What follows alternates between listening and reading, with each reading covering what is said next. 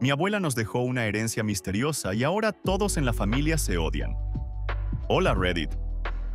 Nunca pensé que terminaría escribiendo algo así, pero lo que ha pasado en mi familia es tan loco que necesitaba sacarlo de mi sistema. Estoy hablando de una herencia que básicamente rompió a mi familia en pedazos. Les aviso que esto será largo, así que prepárense. Para empezar, quiero que sepan que mi abuela, Margarita, era la matriarca de la familia. Era de esas personas que siempre estaban ahí para todos, ofreciendo consejos y organizando cenas familiares. Ella era la que mantenía la paz entre mis tíos y mi papá. Hace un par de meses, la abuela falleció a los 89 años. Fue un golpe muy duro para todos, especialmente porque no sabíamos que ella estaba enferma. Resulta que tenía cáncer, y decidió no decírselo a nadie. La abuela dejó una gran propiedad en un pueblito alejado de la ciudad, y supuestamente una buena cantidad de dinero. Siempre se comentaba en la familia que había ahorrado mucho, ya que era muy austera y nunca gastaba en lujos. A lo largo de los años, había vendido algunas tierras que le heredaron sus padres, así que se asumía que la abuela era bastante rica. Después de su muerte, todos estábamos pendientes de la lectura de su testamento. Y así fue como empezó la locura. El día de la lectura del testamento, nos reunimos todos en la casa vieja de la abuela, mis dos tíos, Carlos y Martín, mi tía Luisa, y yo junto a mis primos. Mi papá murió hace unos años, así que yo fui en su lugar. Había un notario que la abuela había contratado meses antes de morir, y su presencia ya ponía un aire de solemnidad a la situación. Todos estábamos nerviosos. El notario sacó una carpeta gruesa y comenzó a leer en voz alta. Al principio, fue lo típico. Gracias a todos por venir.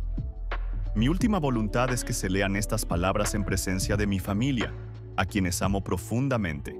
Pero después de unos minutos, la cosa se puso interesante. Resulta que la abuela dejó la casa a mi tía Luisa, porque según ella, Luisa siempre había sido la más apegada a la casa de la infancia y le pidió que no la vendiera. A Carlos le dejó su colección de relojes antiguos, que valen bastante en el mercado. A Martín le dejó una parte del terreno donde tenía su huerto, algo que él había querido comprarle desde hacía años. Y luego vino la parte que realmente desató el caos: el dinero en efectivo. El giro inesperado. La abuela había dejado una suma de dinero considerable en una cuenta bancaria, pero había una condición para poder acceder a ella. En el testamento decía que el dinero se distribuirá de forma equitativa entre todos mis hijos y nietos, pero solo si pueden trabajar juntos para encontrar la clave. Una clave. ¿Qué demonios significaba eso? El notario nos explicó que había una especie de carta en una caja fuerte en la casa, y que la combinación para abrirla estaba oculta en algún lugar dentro de la propiedad. La cara de todos fue un poema. Pensamos que era una broma pesada, pero el notario dijo que la abuela había sido muy clara con esas instrucciones. Nos miramos entre nosotros como si fuéramos completos extraños. Hasta ese momento, la conversación había sido más o menos civilizada, pero a partir de ese punto, la atmósfera cambió. Mi tía Luisa, que hasta entonces había estado conteniendo las lágrimas por la pérdida de su madre, fue la primera en hablar. ¿Esto es una especie de juego?, Zrenia preguntó, claramente molesta. Parece que la abuela quería que nos lleváramos bien, dijo Martín, con una risa nerviosa. Carlos se quedó en silencio, pero ya podía ver la mirada de codicia en sus ojos. Yo me limité a observar y mantener la calma, pero por dentro sabía que esto se iba a poner muy feo. La búsqueda de la clave. Los primeros días tratamos de ser cordiales. Acordamos buscar por la casa todos juntos, pero esa idea duró poco. Pronto, cada uno de ellos estaba buscando solo, y las discusiones no tardaron en empezar.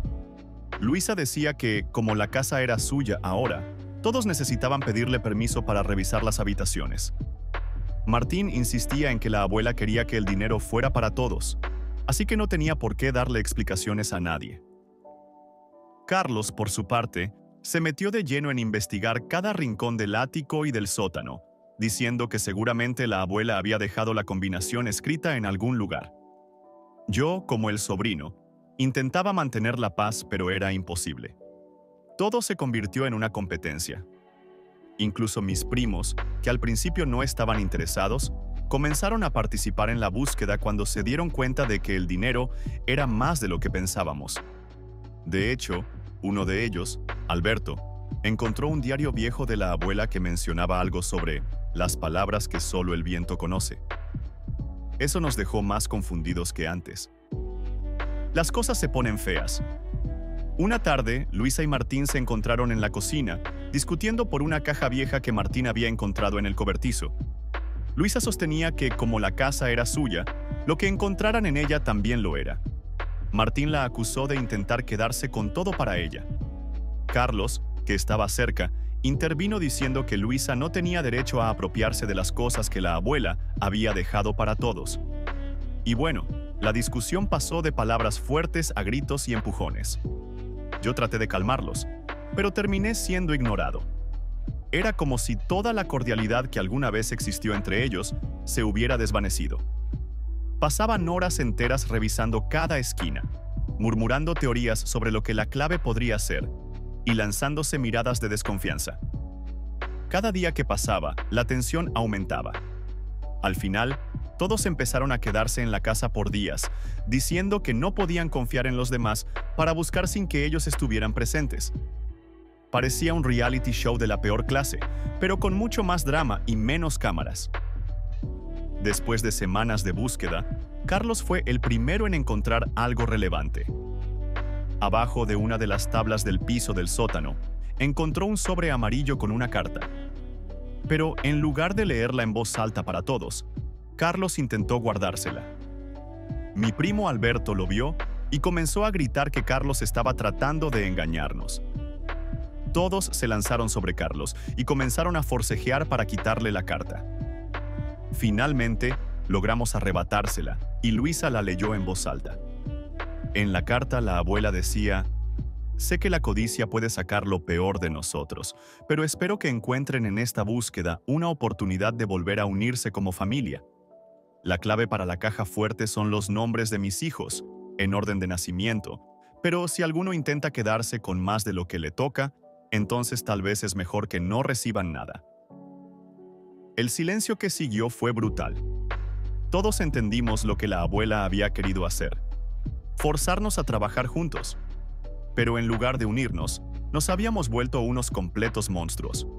Lo peor fue cuando Luisa, sin perder el tiempo, dijo: «Bueno, supongo que yo abriré la caja, ya que la casa es mía». Y ahí se desató el infierno. Abrimos la caja solo para encontrar que la abuela había dejado una carta final y una suma de dinero mucho menor a la esperada. En la carta decía que había donado gran parte de su fortuna a un orfanato y que había dejado lo que quedaba para que lo usaran de manera justa, si es que lograban llegar a un acuerdo. La suma era suficiente para resolver algunos problemas económicos, pero no era lo que todos esperaban.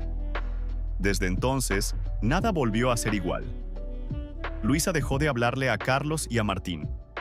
Carlos sigue insistiendo en que él debería haber recibido más, y Martín se siente traicionado por ambos. Yo no quiero tener nada que ver con ellos y prefiero mantener mi distancia. En resumen, la abuela dejó una herencia que, en teoría, tenía la intención de unirnos, pero lo único que hizo fue sacar a relucir lo peor de cada uno. Ahora, somos una familia rota, y todo por un poco de dinero y una caja fuerte.